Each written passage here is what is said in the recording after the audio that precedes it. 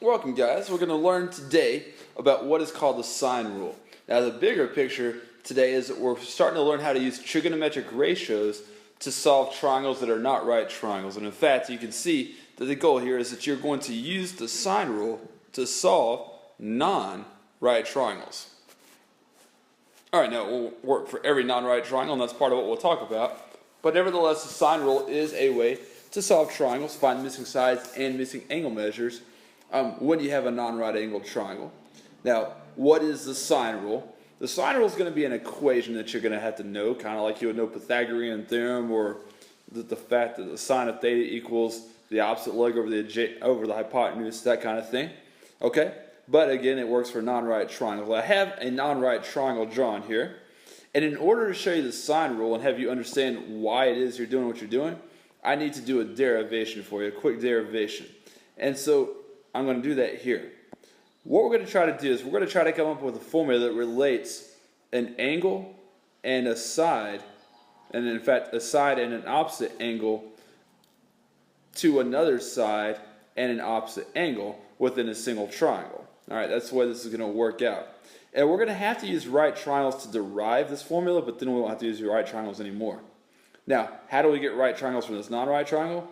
Well, always you can draw altitudes within a triangle, if it fits within a triangle. There's always one side where it does, at least. And whenever you draw an altitude, it's automatically going to divide that non-right triangle into two right triangles. And the height is going to be that same in this triangle on the left, right there, as it is on the right. Okay, watch this. Since the height is the same in this right triangle and in this right triangle, the way I'm going to try to connect the sides and angles of the big non-right triangle is by seeing what they are in terms of h. Okay, now my goal here is to use trig ratios to relate sides and angles of the original triangle to this value h. And I want to make sure that I'm taking sides and angles from the original triangle. For instance, I wouldn't want to use just this little segment right there because that's not one of the sides of the original triangle, is it?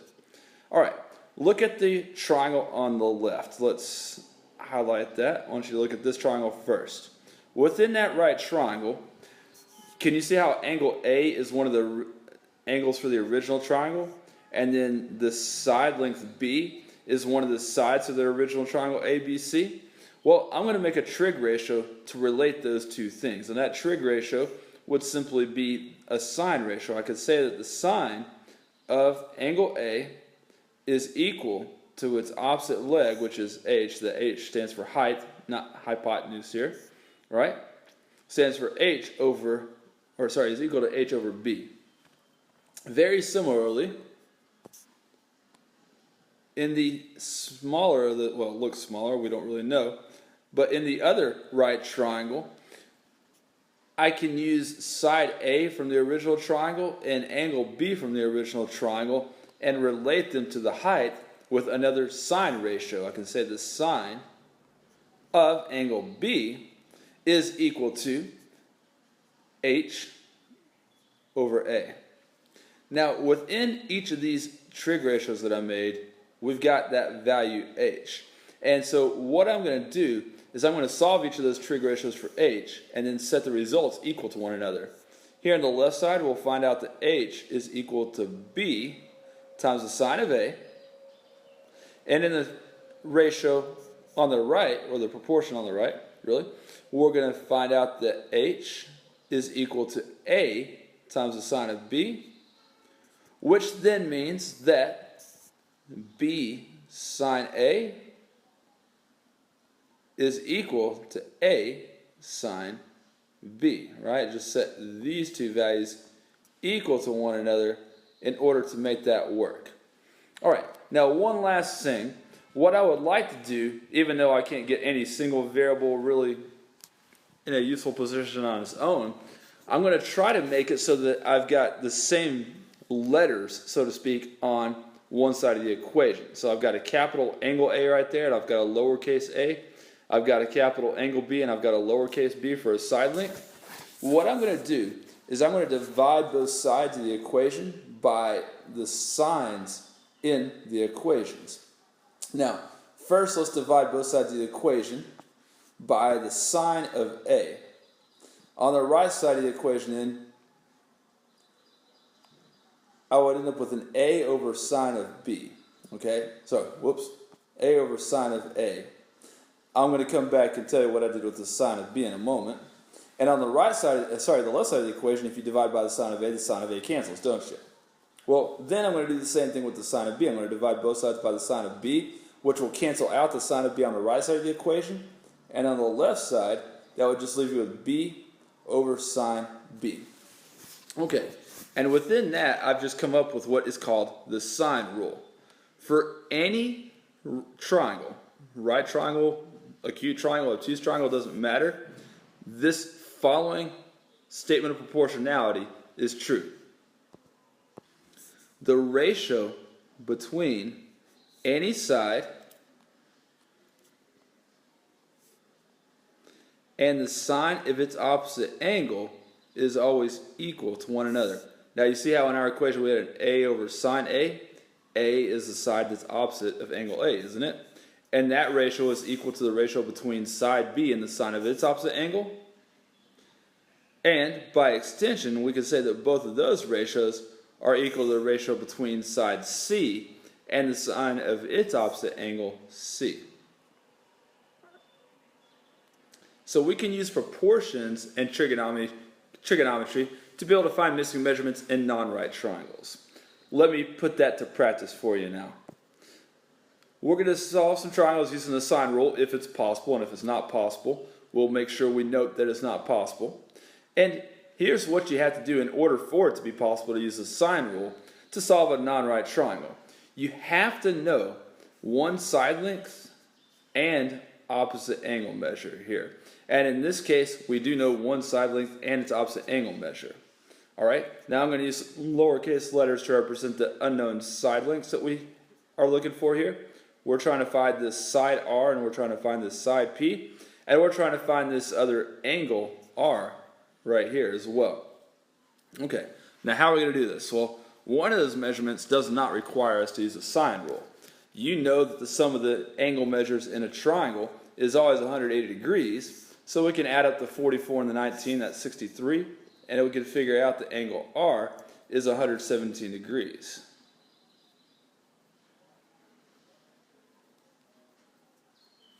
Right? But whenever we're trying to find these two missing sides here, R and P, we're going to have to use the sine rule. Now again, the way the sine rule works is you make a ratio between a side length and the sine of its opposite angle. So let's say we want to find the value of P. We're going to make a ratio between P and the sine of its opposite angle, and its opposite angle measures 44 degrees. Alright, and we're going to set that equal to the ratio between another side and the sine of its opposite angle. And here's where we're going to use the side angle pair that we already know. We're going to say that's equal to 11 over the sine of 19 degrees.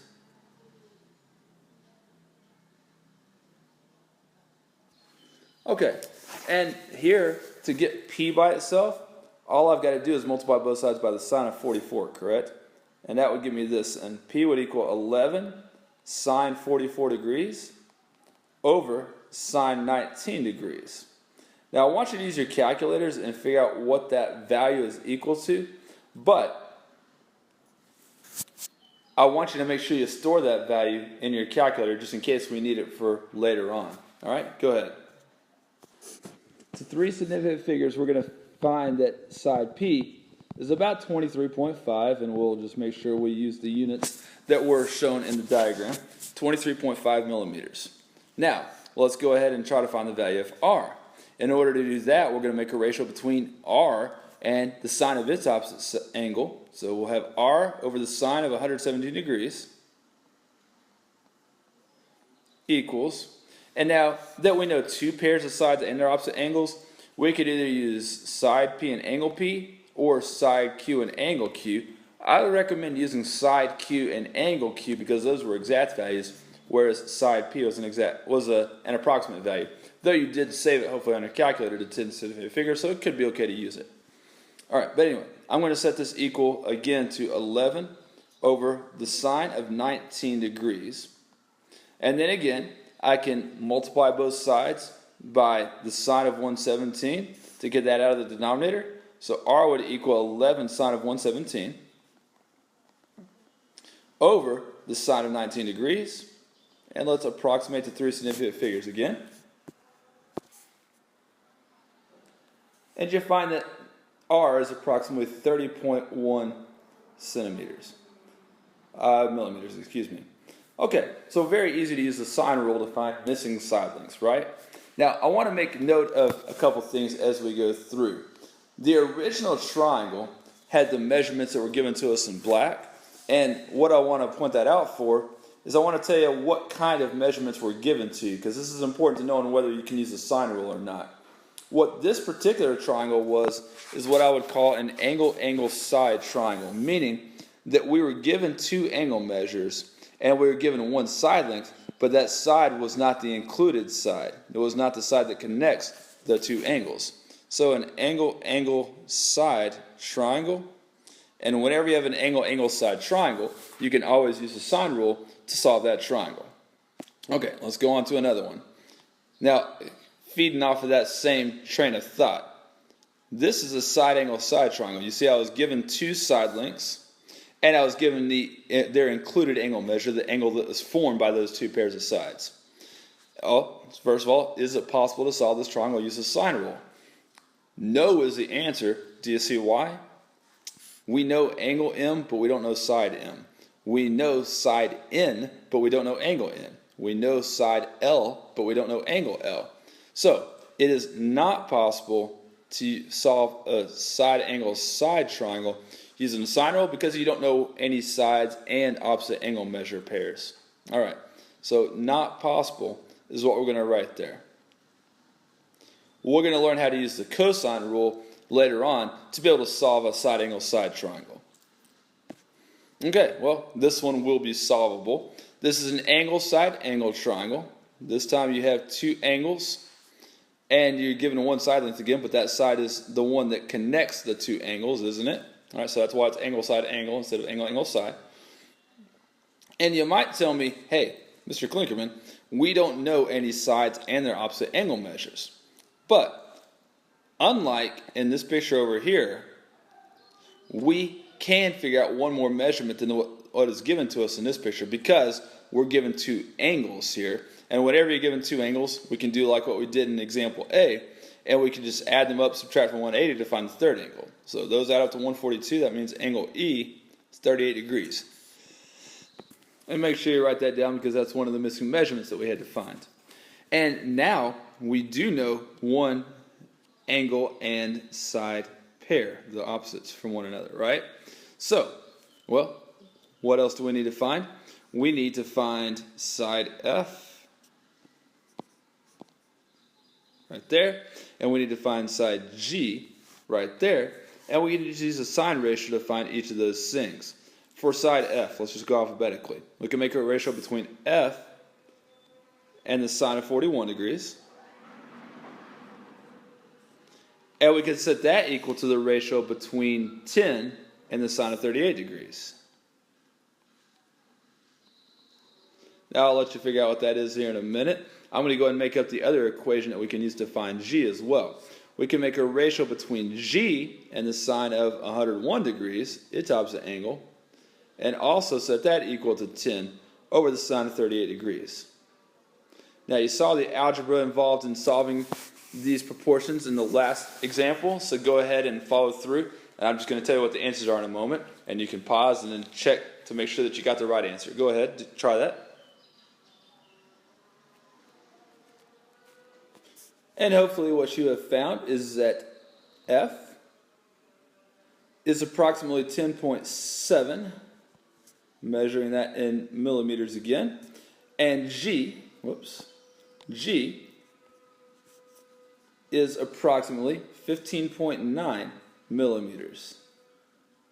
All right, one more example to go through with you. You've seen so far that you can solve an angle-angle side and an angle-side-angle triangle using the sine rule. Not a side angle side though. Well, here's one more type of triangle that we're going to look at, and that's a side-side angle. You see that we know two side lengths, and we know an angle, but that's not the angle formed by those two sides, so it's a non-included angle. All right, a side-side angle triangle. Well, this is going to be kind of a special thing for us to pay attention to, these side-side angle triangles. You can find or solve a triangle using the sine rule if it's a side-side angle triangle. But sometimes you run into what's called the ambiguous case. Not here, and I can explain that at another time. Just letting you know there's something special about these side-side angle triangles that we're going to care to examine more in depth in an entire other video.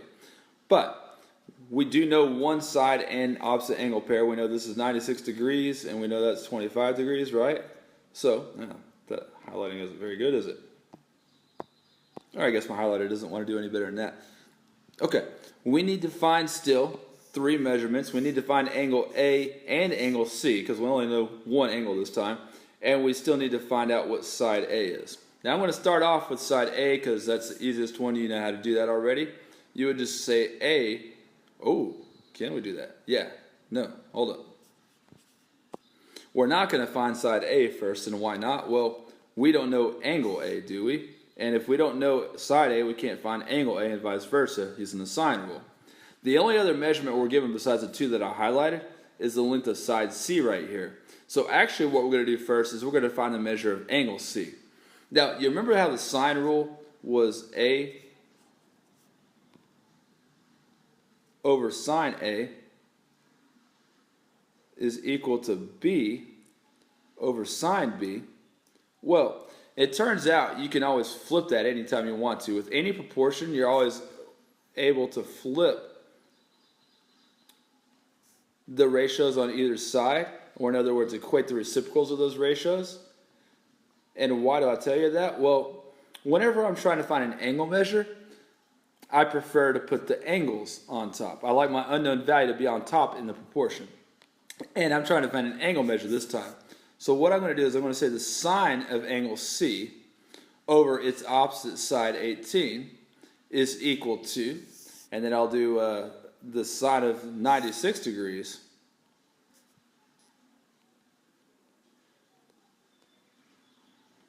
over 25. Now the basic rule is either put the sines of the angles on top or put the lengths of the sides on top on both sides. Now, couple step process in order to find out the measure of angle C. We're going to first multiply both sides by the denominator again, and that'll give us the sine of C is equal to 18 sine of 96 degrees over 25.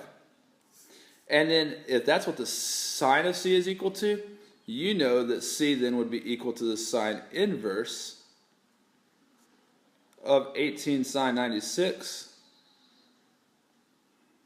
over 25. Alright, so type that into your calculator, see what you get. And it turns out that's going to be about 45.7, and that's in degrees because that's an angle, right? Okay, now if you were missing two angles to start with, once you find the first of those missing angle measures, you can just use the whole, add the two angles that you know up to 180, and add them up and then subtract from 180. All right, we know this now is 45.7 degrees. Add that with 96, subtract from 180, you get 38.3 degrees. So there's angle A. All right, now lastly, we still need to find the value of side A, and since it's a side that we're trying to find, this time I'll put that number on top of my ratio, the side lengths on top. We're going to say A over the sine of 38.3 degrees, although I would like you to use the number you had stored in your calculator because it's more accurate. Don't just use 38.3, put 38.3 whatever in the world it was, okay? And that's going to be equal to the ratio between, and I'd prefer for us to use the original pairing that was given to us, 25 and the sine of 96 degrees.